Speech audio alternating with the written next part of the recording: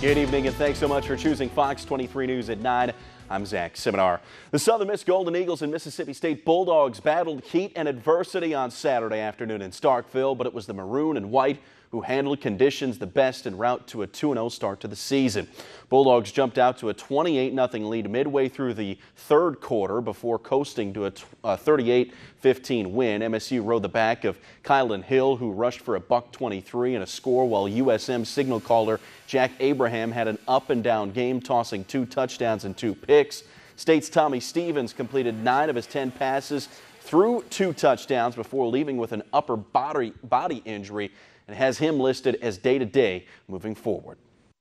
Again, it was a hard-fought game. Like I said in the dressing room to the kids, I was proud of their fight. I thought, offensively we drove the ball, I think, twice in the first quarter inside the 20 or 25-yard line. We came up with nothing.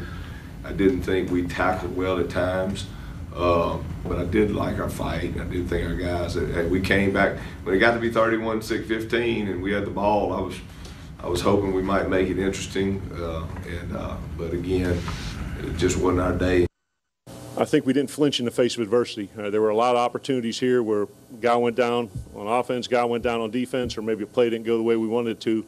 But I think that's indicative of this team. And I said all along, we have great leadership, we have great chemistry, and we're taking it 12 one-week seasons, and we got to be like our mascot. We got to be a dang bulldog. We got to bow our neck, bow our back, and just find a way to win every single week. MSU will look to stay perfect when they host Kansas State next weekend, while Southern Miss visits Troy. After a lackluster showing last weekend in Memphis, the Ole Miss Rebels returned home for their SEC opener, picked up win number 1 of the season. Ole Miss running back Scotty Phillips carried the lion's share of the load, rushing for a $143, 2 scores in their 31-17 win over Arkansas. Win is a huge confidence booster for Coach Matt Luke and his guys that saw a big jump from week 1 to week 2. Just felt like we looked more comfortable. We had a couple of penalties in the red zone, an offensive pass interference, and a holding. Just we seemed much more comfortable. The ball was coming out faster into the right spots. And so I was really happy to see that. It's a big jump for Matt from week 1 to week 2. Rebels will now host FCS foe Southeastern Louisiana next week, Saturday. It was the final race of the regular season on Sunday in Indianapolis. 2 more playoff spots were up for grabs, and one thing that was for sure, Jimmy Johnson would not occupy one of them at the end of the day. 55 to go. 7-time champ spins, causing a multi-car melee. It's the first time in his great career that he'll miss the postseason. Back up towards the front.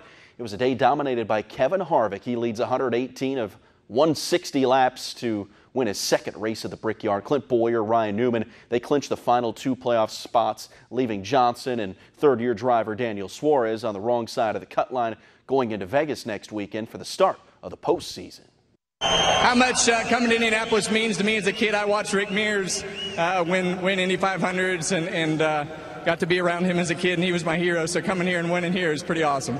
We have a lot of work to do. I mean, we're by no means dominated led laps, qualified 22nd, finished 8th. We show that we can progress throughout the race, but we've got to start qualifying in the top 10 to be able to finish in the top 5, and then we'll prove that we're made of more than what we're showing.